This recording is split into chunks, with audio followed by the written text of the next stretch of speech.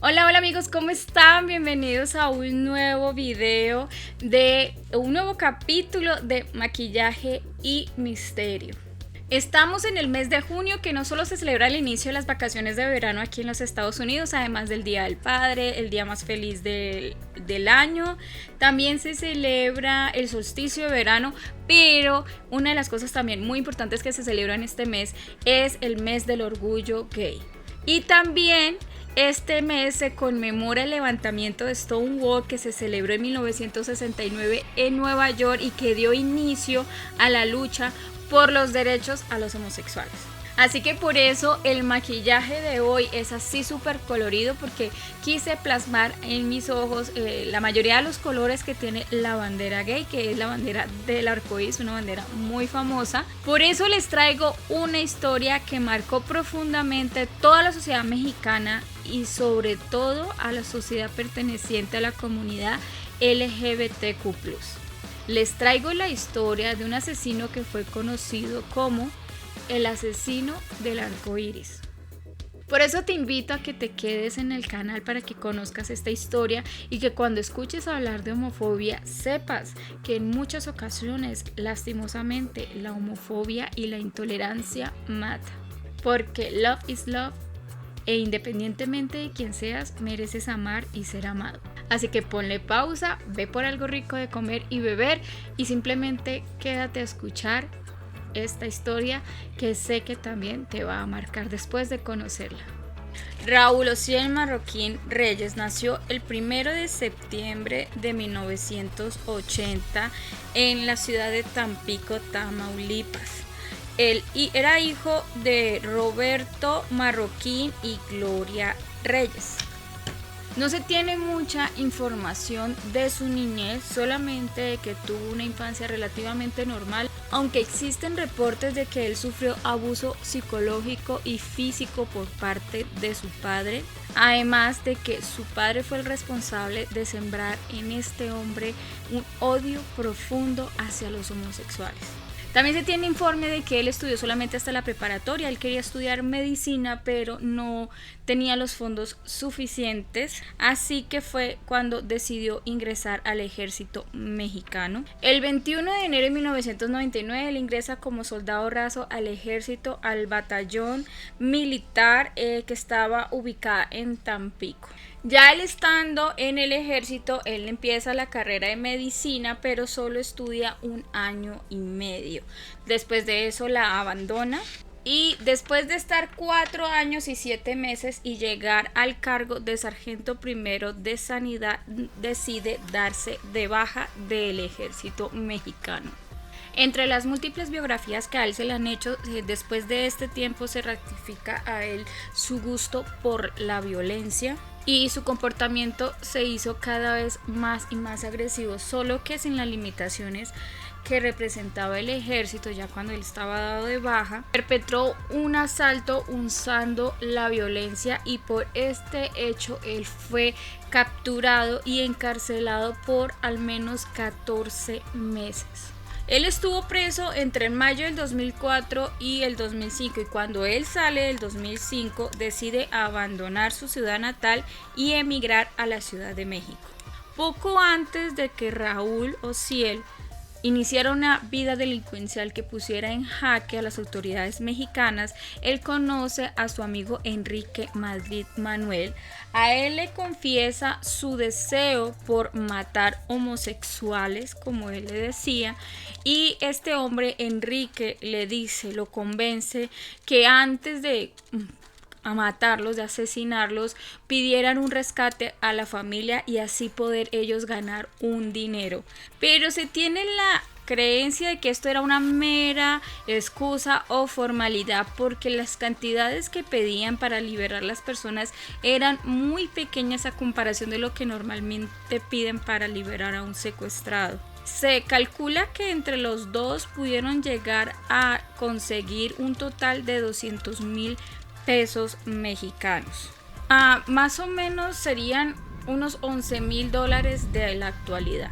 La relación real entre Raúl y Enrique no fue clara. Raúl siempre ha declarado muy firme que él no es homosexual, pero también se tiene información de que estos dos hombres acudían a lugares donde sabían que habían hombres homosexuales o gays, y porque tenían algo así, se tiene como la creencia de que tenían una relación homoerótica. Bueno, entonces los quiero llevar a imaginar cómo era que este hombre actuaba. Era un viernes más en la zona rosa de la Ciudad de México, que es como por excelencia el lugar donde más se reúnen todo tipo de personas, entre ellas las personas que pertenecen a la comunidad LGBTQ+. En uno de estos bares se encontraba Ricardo contento, estaba de verdad muy emocionado porque se había ligado a un hombre que se había presentado con él con el nombre de Carlos, un hombre bastante atractivo, alto, muy de cuerpo atlético, bastante interesante. Al acercarse la madrugada, Carlos invita a Ricardo a su casa. Ricardo, por el calor del momento, los tragos, no sabemos qué situación, decide aceptar esta invitación. Cuando llegan al apartamento de Carlos, con más licor, con coqueteos, quiere sacarle información a Ricardo de su situación económica, de la situación económica de su familia. Le hace preguntas extrañas, pero Ricardo no cae en cuenta de que algo raro está sucediendo. Ricardo suelta toda la información que Carlos le pide, y cuando Carlos se siente satisfecho de la información que logró sacar de Ricardo, lo golpea muy fuerte y lo hace perder en ese momento el conocimiento. Cuando Ricardo vuelve en sí, se da cuenta de que está atado, está totalmente maniatado, y empieza una terrible tortura que dura por al menos 9 días. Durante esos 9 días, Carlos, que para entonces ya se había dado a identificar como Raúl Ociel, se comunica con la familia de Ricardo para pedirle un rescate. Y una vez cobrado su rescate, en vez de liberar a Ricardo, que estaba muy esperanzado con que esto sucediera, decide asesinarlo y luego desmembrarlo y meter sus partes en una maleta y abandonarlo en las cercanías de la estación del metro Chabacano. Y ese era su modus operandi. Él, una vez capturado, él le dice a las personas que él no era quien se acercaba a sus víctimas. Él no era quien las elegía. Él dejaba que sus víctimas se acercaran a él, porque así era mucho más fácil para él convencerlo de que lo acompañaran a su apartamento o quizás a un hotel para terminar de pasar la noche. Una vez en su casa, después de sacar la información deseada, salía su cómplice Enrique y torturaban a esta persona por varios días. En algunas situaciones los asesinaba el mismo día. Y así era como el asesino actuaba. Él no abordaba a sus víctimas directamente, esperaban que se acercara a él en estos bares de la zona rosa, en el centro de la Ciudad de México, y mientras estas personas se acercaban a él, él aprovechaba para indagar sobre sus vidas, sobre a qué se dedicaban, poder sacar la mayor información como de la situación económica de las familias de estas personas.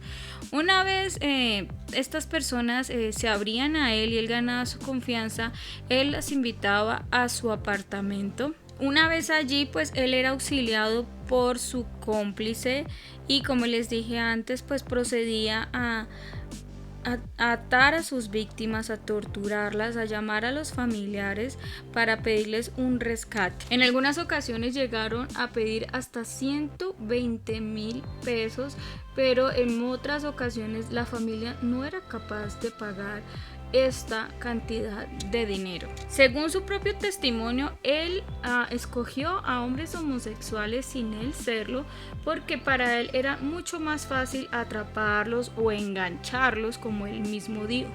Dejaba que se le acercaran, él siempre se presentaba con el nombre de Carlos. Él dice que él prefería estas víctimas porque ellas lo acompañaban a su apartamento sin mayor problema.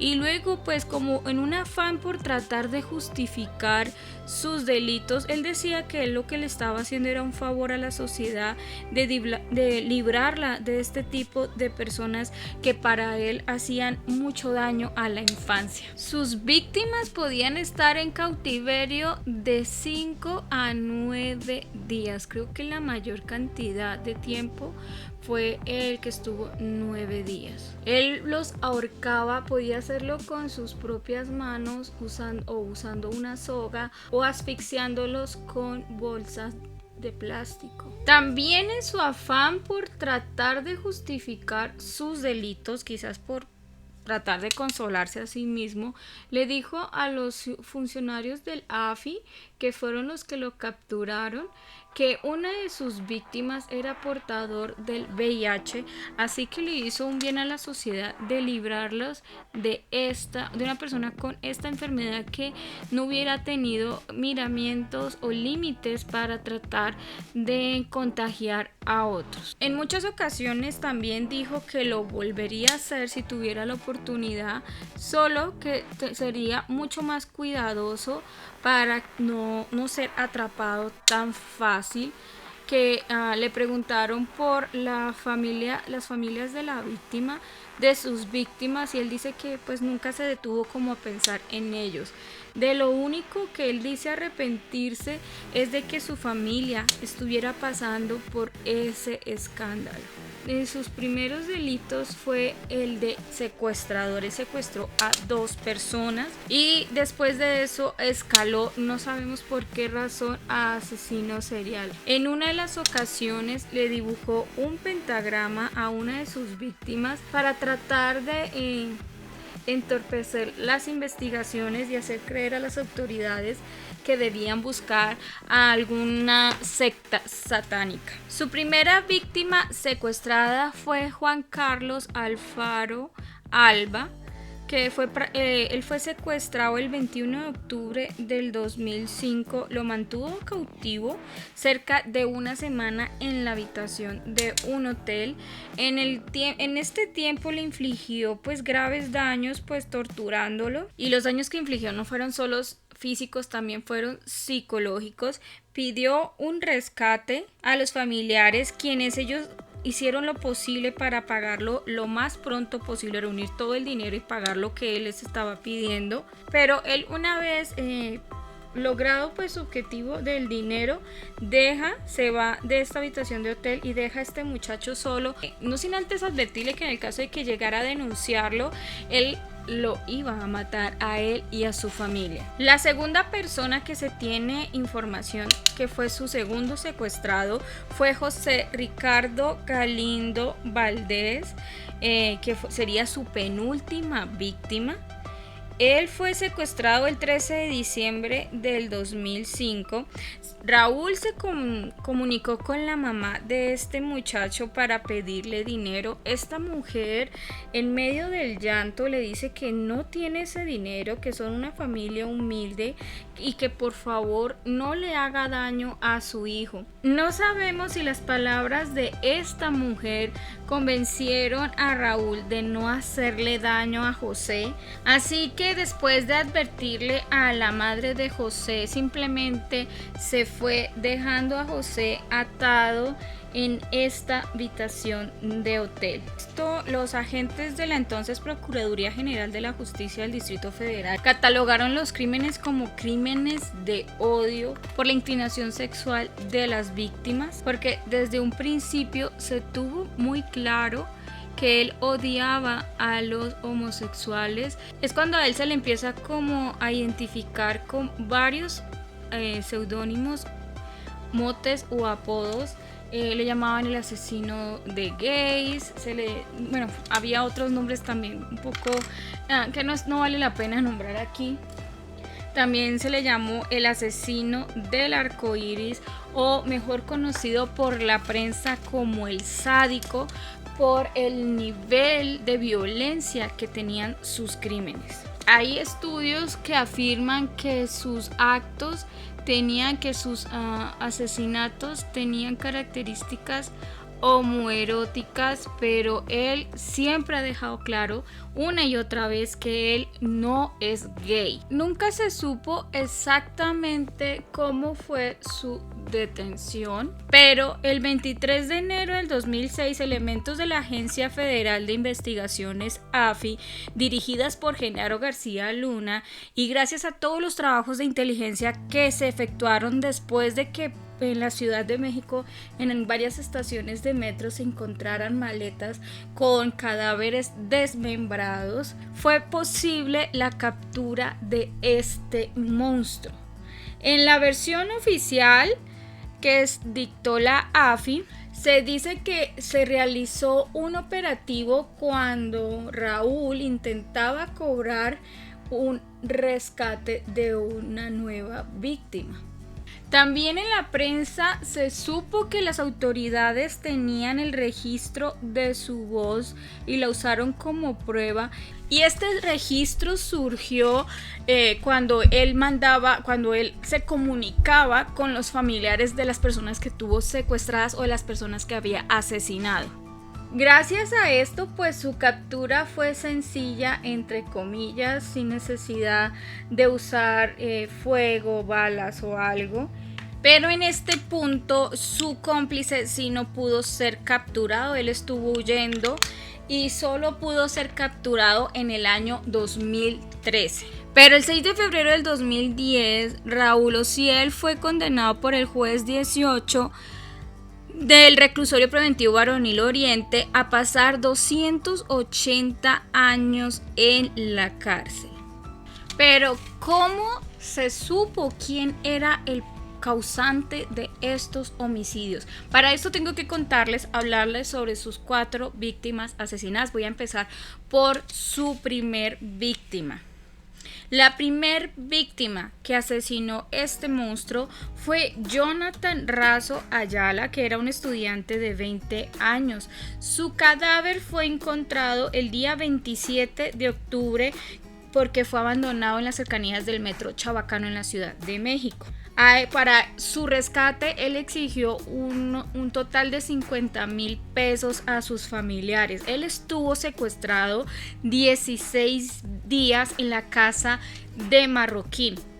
Los 50,000 pesos que él le pidió a la familia eran aproximadamente unos $5,000. La familia no pudo juntar el dinero, no pudo pagarle y se siente culpable, pero se sabe que así hubiesen pagado el dinero, este hombre no hubiera liberado a Jonathan. Su segunda víctima y la que puso el foco de las autoridades sobre él fue una persona que trabajaba en esta productora Televisa de la Ciudad de México. Su nombre, Ricardo López Hernández. Marroquín conoció a Ricardo el 30 de noviembre del 2005 y lo mantuvo secuestrado por 9 días en su propia casa. Por él le pedía a la familia 120,000 pesos, pero la familia solo pudo pagar 28,000 de esos 120,000. Él, después de torturarlo por esos 9 días, lo asesina el 9 de diciembre y también abandona su cuerpo desmembrado en una maleta también cerca al metro Chabacano. Cuando se denunció la desaparición de esta persona, gracias a que su trabajo pues en esta productora pues como que puso las alertas a tope. Ya se conocían testimonios de que la comunidad LGBTQ+, más en la parte de los hombres, estaban desapareciendo y apareciendo muertos en situaciones muy complicadas, donde sus cuerpos demostraban que habían sufrido realmente tortura. Están luego sus 2 últimas víctimas conocidas que la secuestró el 16 y el 17 de diciembre. Es Armando Rivas Pérez y Víctor Ángel Iván Valderas. Por el último pidió un rescate de 8,300 pesos. A Armando los asesinó el mismo día, que lo secuestró, pero a Víctor sí lo mantuvo por 6 días tras cobrar el rescate de esos 8.300 pesos, un poco más de $800, y lo mató el 22 de diciembre. Sus cuerpos fueron encontrados en las calles Andrés Molina Enríquez en la colonia Asturias de la Ciudad de México. Raúl creía que sus hechos tenían justificación moral. Él pensaba que sus actos ante la sociedad eran menores y justificables. Un psicólogo que lo examinó, que era investigador policial estadounidense, dijo que este distanciamiento de la realidad corresponde a la primera fase de la conducta de un asesino serial. Raúl fue capturado el 23 de enero del 2006, pero no fue fácil ni rápido hallarlo. Los medios de comunicación tuvieron mucho que ver porque ejercieron una gran presión sobre las autoridades policíacas para que hicieran algo para que esto no siguiera sucediendo. Su psicopatía o sociopatía, que es esa falta de empatía y de culpa, nunca aceptó responsabilidad por sus actos. Él contiene mucho odio y una gran violencia que dirige hacia una minoría, como en este caso sería la comunidad LGBT. Narcisista, él pensaba que le estaba haciendo un favor a la sociedad y que la sociedad antes tendría que agradecerle lo que él había hecho. Genaro García, que era en ese entonces el titular de la agencia federal AFI, le comunicó al país el 26 de enero sobre la captura de Raúl porque ya se había propagado un miedo por la sociedad capitalina. Él cumple hoy su sentencia en la penitenciaría del Distrito Federal en la colonia San Marta, Catitla, en donde fue trasladado en el 2010 después de haber estado preso en el reclusorio preventivo varonil Oriente de Iztapalapa. Él ha recibido muchas amenazas, así que él también lo tienen como en un área especial. Y bueno, esa ha sido la historia por el día de hoy, pues teniendo en cuenta que estamos en el mes del orgullo gay, es bueno recordar estos casos donde muestran que lastimosamente esta minoría se ha visto amenazada en varias ocasiones por culpa de la intolerancia de algunos.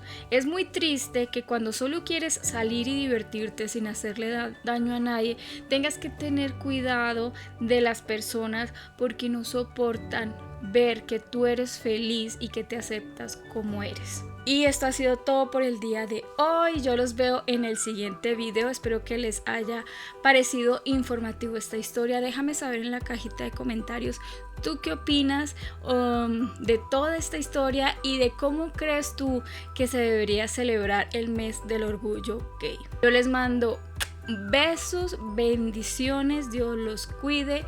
Regálame un dedito arriba si no te has suscrito al canal. Hazlo y bienvenido a nuestra comunidad y nos vemos en un siguiente video. Bye.